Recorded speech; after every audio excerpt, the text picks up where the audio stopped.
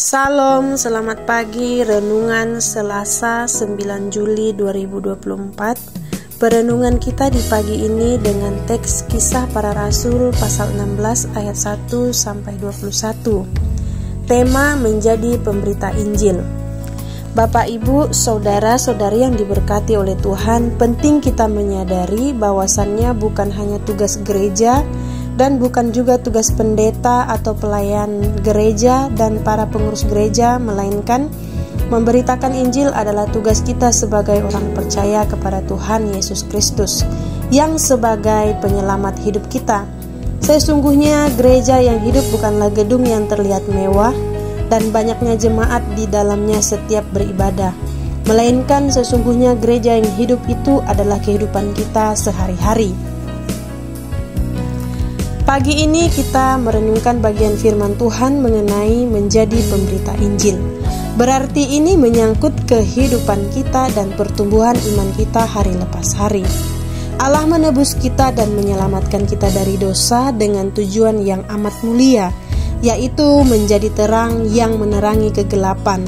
Dalam arti ketika kita telah menjadi terang, kita juga mampu menjadikan terang kita menerangi orang lain. Kita menjadi dampak yang baik bagi mereka yang belum terselamatkan dari dosa.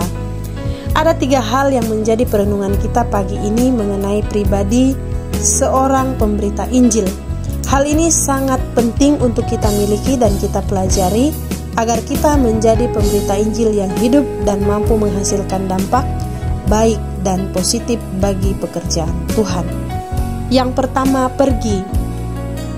Bergerak tidak tinggal diam. Hal ini bukan hanya untuk kita pergi meninggalkan tempat kita atau zona nyaman kita, tetapi lebih kepada belas kasihan kita kepada jiwa-jiwa yang belum terselamatkan.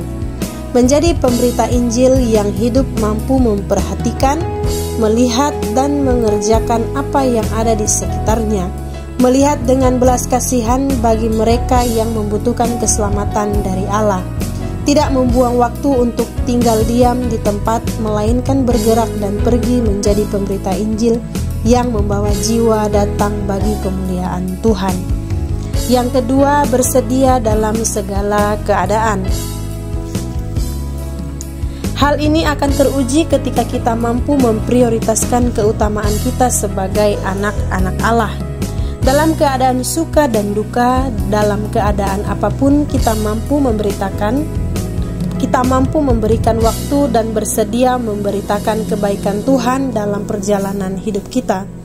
Keadaan itu berkaitan dengan situasi dan kondisi kehidupan kita, dalam arti apapun yang kita hadapi situasinya tidak mengurangi sukacita kita untuk memberitakan kebaikan Tuhan bagi banyak orang. Yang ketiga, berani menerima resiko. Berani bersaksi, berani menceritakan kebaikan Tuhan dalam hidup kita selama mengikut Tuhan, berkorban dalam segala hal, mengorbankan pikiran kita untuk melakukan pekerjaan Tuhan, mengorbankan waktu kita untuk pergi memberitakan Injil, dan menyiapkan tenaga yang cukup untuk melakukan pekerjaan Tuhan yang Ia percayakan untuk kita kerjakan. Aplikasinya yang akan berjalan dan mengerjakannya adalah kita sendiri, bukan orang lain. Mari meminta Tuhan menolong agar kita mampu melakukannya untuk memuliakan nama Tuhan. Tuhan Yesus memberkati kita hari ini. Salam.